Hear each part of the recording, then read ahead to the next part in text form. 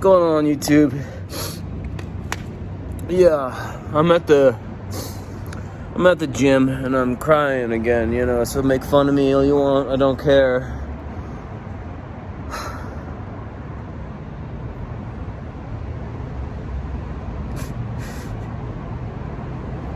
It's just so hard when you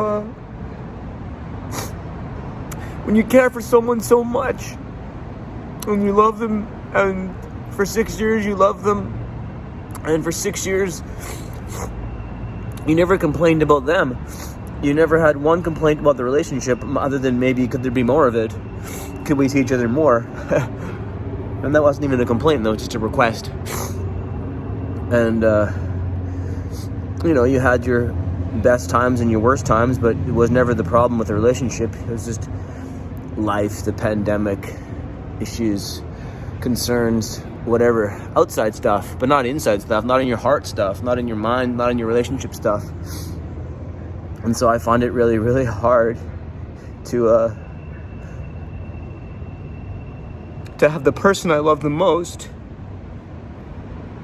just be a ghost. Just be a ghost haunting me. In the reminders in my phone, in the pictures every day that the phone says, remember on this day how happy you guys were, how cute, how loving, how special? Yeah, I remember. I remember taking the photos. I remember being there in that moment. It's a lot better than now. I don't know how it actually came to be. I can puzzle it looking back, and I'm puzzled looking forward. But I'm not looking forward. I can see maybe where I'm supposed to go moment to moment and maybe over the long term, but I'm not looking forward to it, to being without the person I care about the most. This is so tough. When one love for two is not enough. It takes two. Me and you. And without you, I don't know what to do and how I'm supposed to live and give my heart to life when I just wanted to make you my wife and live a happy life together, and all the trouble and strife we would work on out in us against the world, Isn't that how it's supposed to be?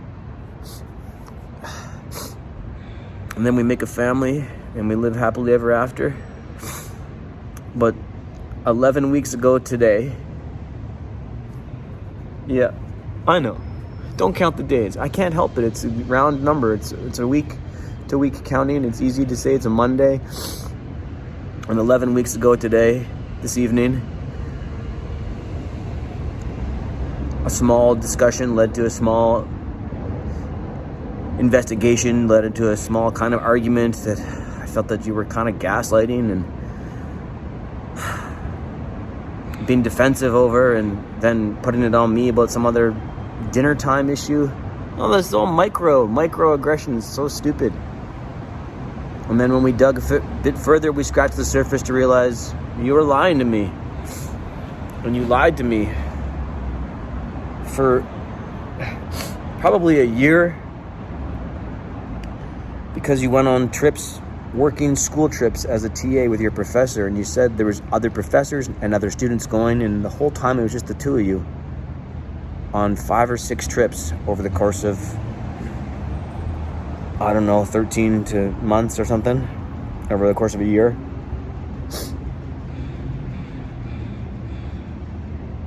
And before that, you were lying to me about that guy a number of times. You never brought up his name. You always kind of were nonchalant and aloof about it. And you said you played badminton with a Chinese lady, and the Chinese lady gave you a badminton racket and a carrying bag. And I was like, what? Some Chinese lady just gave you a bag? Just some random Chinese lady just gave you a badminton? Well, she has lots of rackets and an extra carrying bag. I'm like, what kind of person has an extra carrying badminton bag? They go to badminton. A stranger goes to badminton with 2 badminton bags full of rackets. What? And that's the story you told me. And I believed you, because I didn't I didn't think I should be accusing you of having an affair with your professor at that point. It didn't seem like I didn't even connect the dots. But that would be like I used to play hockey. You'd be like going to hockey with 2 hockey bags full of equipment. Now 2 hockey sticks, okay. So that means if someone loaned you a racket and said, here's a loaner racket and I have multiple in my bag, okay, I believe that anybody could do that. But 2 badminton carrying bags means the Chinese lady, carried 2 bags to go play full of rackets. That's like carrying 2 hockey bags full of equipment. Not a loaner stick and an extra stick. So now I put that wheels together and I realized that's his wife's badminton bag. Sitting in the storage locker at home in the basement or the garage, wherever they keep their badminton stuff. And she's not playing anymore because she played for a bit because he liked it. She quit because she doesn't care. He goes and plays. Her stuff sits in storage. And then he's like, you know what? My little side piece of ass, my little TA, this guy's fucking ex-partner, at the time real partner, who he doesn't give a fuck about, just wants to get her on the side, thinks, oh, I'll invite her to badminton. How fun. Yeah, come play some badminton. And by the way, here's a free bag and racket for you. Don't tell my wife. She'll never know. Dumb bitches at home.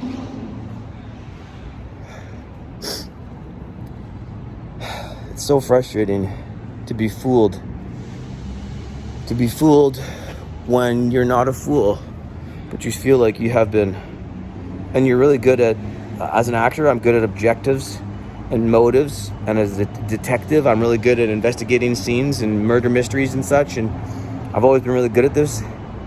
I didn't know I needed to investigate my own partner. I didn't know I needed to investigate my own life. I didn't know I needed to investigate, like, where she's going. She said she's going. I believe you. You're going to play badminton with this Chinese lady. Okay. You're going to the gym with your friend. Okay. Your after school special with some extra stuff. Okay.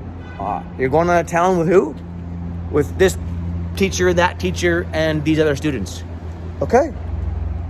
But it wasn't that. And it wasn't okay. It was her going out of town with Dr. Nick, the 2 of them. Just the 2 of them for 6 different trips over the course of a year. And then playing badminton and smashing his beautiful, majestic shuttlecock back and forth. Getting him in a rear naked choke for some after-school jiu-jitsu. Why is it that all the perverted men who are not accredited jiu-jitsu instructors love to instruct women in that? It's like I've seen the joke online, like, hey, I'm a jiu-jitsu instructor. Bro, get away from me.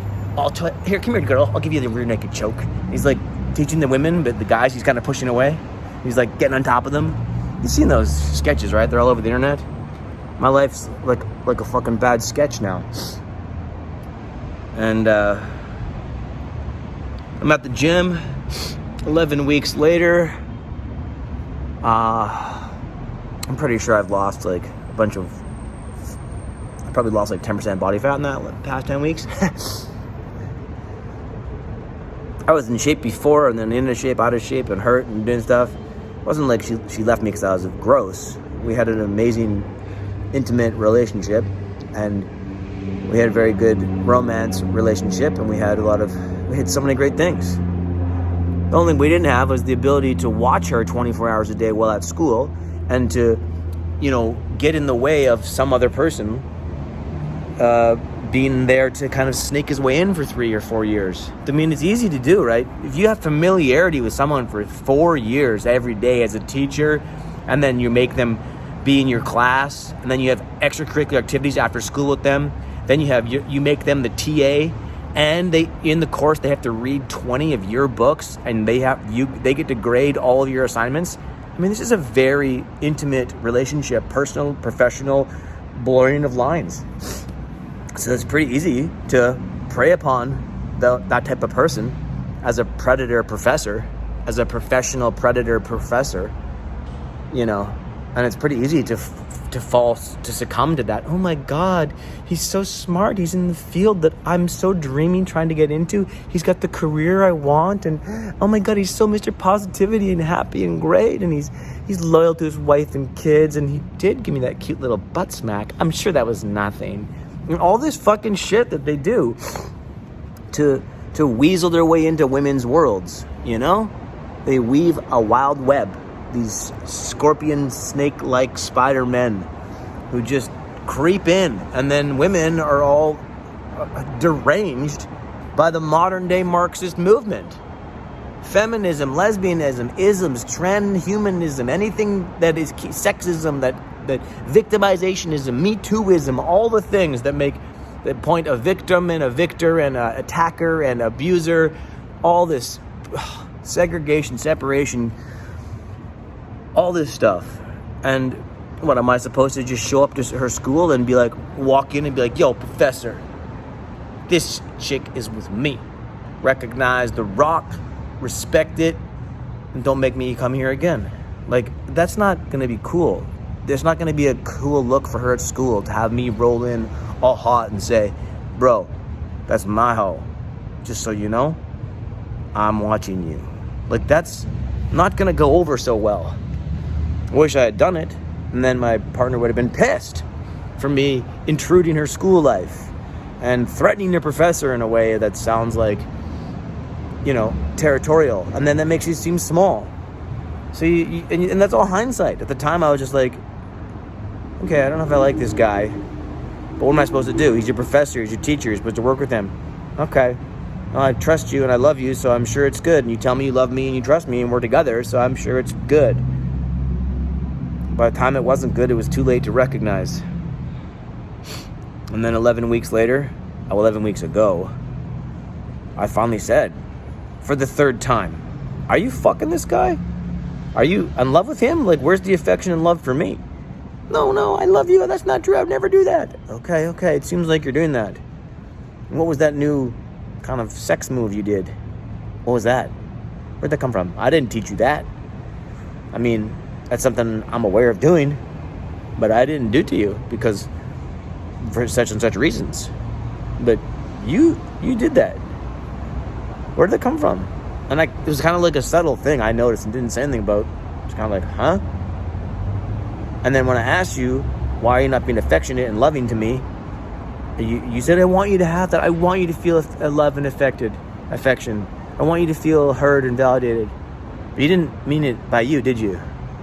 You want me to feel love and affection, but you didn't. The way you said it, in hindsight, it makes me realize you didn't want that. You weren't going to provide that for me. You just want me to get it from somebody else, which is like a huge what the fuck. And when I happened to see you 9 weeks ago, you said that. I want you to be happy. I want you to be loved. You didn't mean by you. I want you to be, you don't mind if I'm single in the world? No, I want you to get out there. You want me to get out there? You don't, I'll wait for you. You don't have to wait for me. You don't want to wait for me. Even if you wait a few months to see how you're feeling? No, don't wait. Like, that's a lot of rejection. Suddenly, sharply, savagely, severely rejection. And 11 weeks ago, you were at my apartment having dinner, a beautiful date day, putting on a dress, ready to fuck me, and now that turned into a small argument, and then a minute later, I'm saying, well, what about the lies? What lies? The lies that you've been telling me for a long time that I don't think add up. And I investigate the lies and say they don't add up. Look at all this stuff that don't add up. If there's proof of them, then where's the proof? There should be a photograph, at least a single photograph to back up your story. And if you can get it, I don't even need to see it. Go get it for yourself. And you know they don't exist. So therefore you said, I lied. She said she lied. After I said, I won't get mad and I forgive you. She then said, I lied. Then she said, I said, why? That must have been you lied 100 times at least. No, but why did you lie? Because I'm a shitty person, that's why. And it's your fault, and runs away.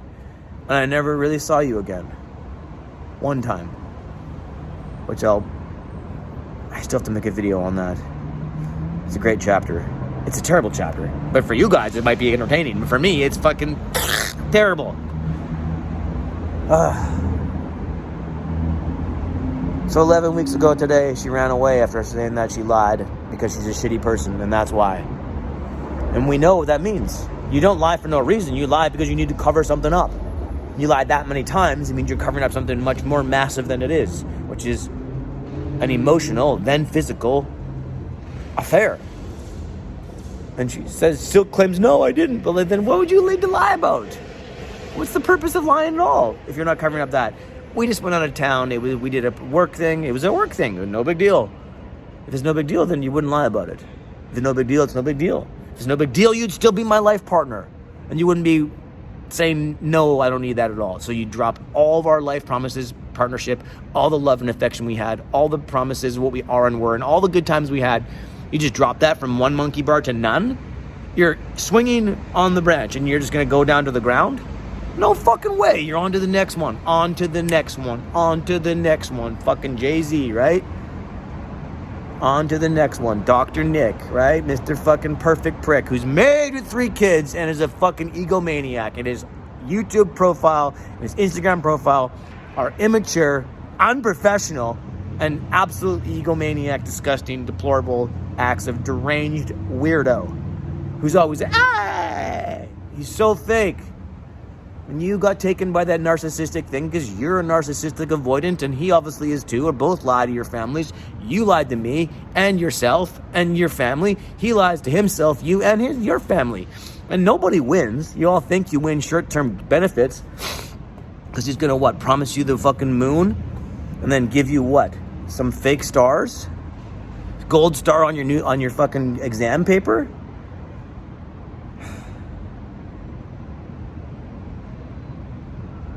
It's so sad. We could have been a beautiful life together. We had a beautiful life together. It's so sad. It's so sad, and it makes me so mad, and I can't move. I can't seem to shift enough from sad, being hurt, having my heart broken, and missing you and loving you, even though you cheated on me and lied to me and deceived me and betrayed me and stabbed me in the heart that you're holding. You put a knife into the heart that I gave you. And I just fucking need it back in order to heal myself, to fucking live my life. I need my heart back, please. You can keep the knife. Although someone should take that away from you because you'll fucking do it again.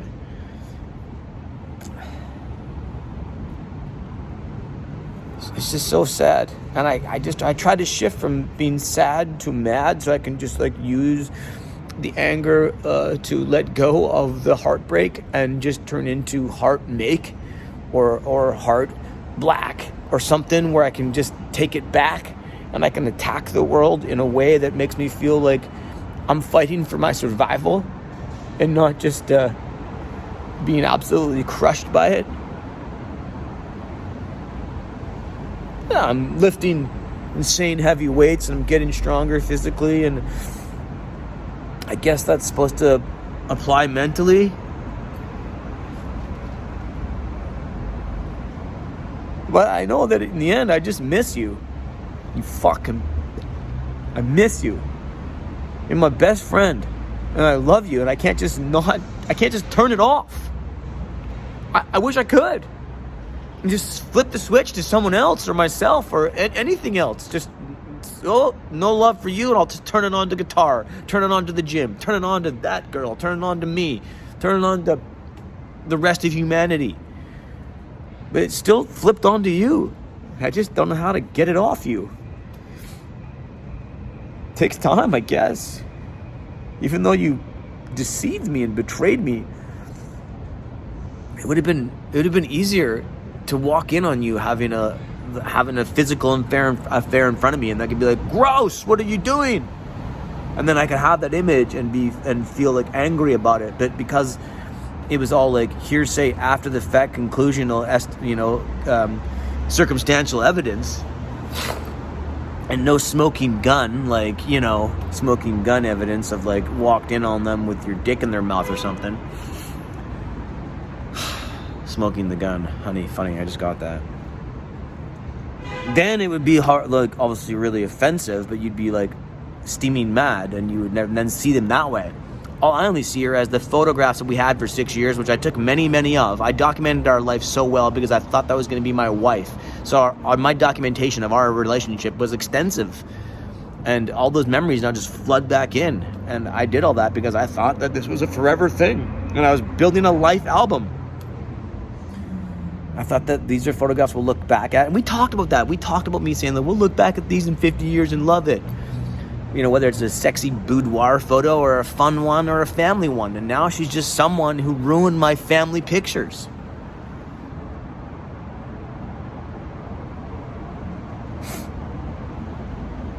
It's so hard, man. It's so hard. When you love someone and your heart breaks so fucking hard because they deceive you, betray you, and leave you, abandon you, and shift blame all to you, and then you take it and still try, how can we make it? How can we fix it? Like a fucking simp beta bitch. Even though it's being mature, trying to work on something that I know we have so much value. Why do I want to throw it all away? It's this is broken, that's broken, but there's still the majority here. You don't just cut off the whole hand. But in this day and age, everybody wants to amputate. They call it affirming. So she wants to affirm our love by amputating it. That makes no fucking sense. Let me just cut off your dick and now you're gonna be totally better. That's crazy. So we'll just take your heart, we'll just cut it off. We'll affirm the love by cutting it off. That's love. That's loving myself. That's fucking crazy. Let me affirm my love for you by stabbing you in the heart with this in the back, so you know that I love you so much as I cheat on you. That's modern day Marxist mandating, affirming some sort of castrating of the toxic and patriarch. The patriarch is toxic is the professor who acts like an egomaniac who is married with 3 kids and lies to everybody he knows. Everybody thinks of him as like, hey, woo! And every photo he's in, he's got them pointing, and he's got them picking him up, and saw a photo of him the other day. He's got a woman he's at an event, at a medical event, and he's got the other woman up on his shoulders. So he had to say, hey, for this photo, why don't you get up on my shoulders and put your pussy right at the back of my neck, and I'll hold your legs here. Yeah, let me put my head between your legs and stand up for a photo. What the fuck? Who does that? How could you even ask someone that? How could you even suggest that type of photograph? And other ones, he's always picking people up, other men. Like, how emasculating. So this like egomaniac, pushing to be alpha, absolute ego driven, snake mind, scorpion, sick fucking whack job, who is total narcissist and a total liar, and presenting so perfectly as they always do, using everybody for his own things, pushing 20 plus books on his school program, is a crook, a criminal, a charlatan, and a fucking liar and a cheater. I bet his wife would like to know. I bet his children would like to know. I bet his peers would like to know. I bet the other students he teaches would like to know, because they all got screwed out of the deal too. Let me just pick the hottest, cutest girl to be my TA, who I'll fuck on the side, and the rest of you can just go away and not get any of the extra opportunities. That sounds fair, right? So yeah, there's many complications to this story, and I'm fucking still trying to work it out every fucking day. And it's heartbreaking. And I'm sad. And I'm here at the gym, and I was lifting weights, and I was fucking crying in the corner over there, and I was lifting heavy, and I transmute the pain into gains, and here we are again. Fuck them. Damn. I wish I had more to say right now, that I could summarize this in a way that would make somebody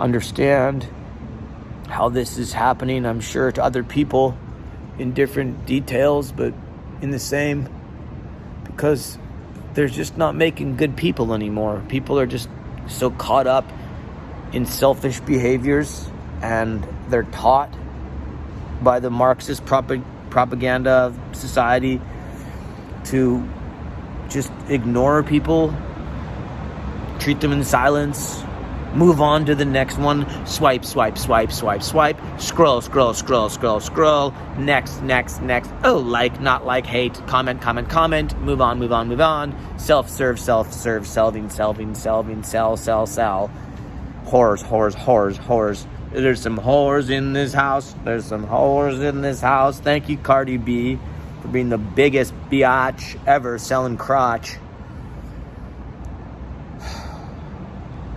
Where are the people with good values and good morals?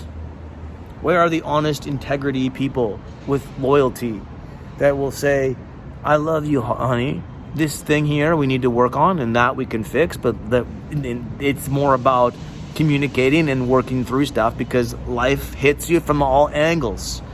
And you don't just run away when you get a little beat up here and a little beat up there. You say, okay, we need to tighten up over here, we need to tighten up over there, and we need to work together more to figure out how to overcome this. That's how my parents have been married 55 years. That's how my brother's been married 20, my sister's been married 22. That's how real relationships work.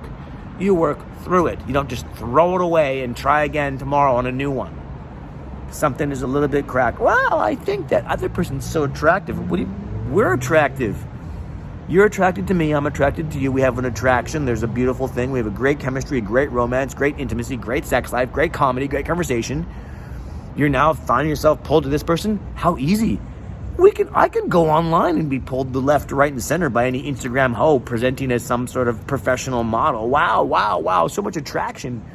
But to lower yourself to that standard, to let every attraction now be a detraction and detraction, that you get no traction in life. It's just, and you get no action in life. You're just constantly chasing the next pretty thing that walks past. It's a fucking look at the birdie, squirrel. So dumb. Just focus on the one you're with and love them fully. And then when they're not there, prepare yourself. Prepare yourself when they are there. Focus on them and give them your love. And this is the exchange. And then things can always change to be better, but they won't change to get worse. Unless you look at every single person walking past and think, whoa, look at that ass. Look at that ass. Stop rubbernecking. Whether you're men or women. And women are making it worse. Women are even worse than men. Men are way more loyal than women, I would say, because women have been given the power of the social media presenting as prostitutes. Oh, I'm not really a hooker. I just make money online. I'm an influencer. I'm a model. I'm an online content creator. I'm a digital creator. You all work for OnlyFans, whether you do or you don't.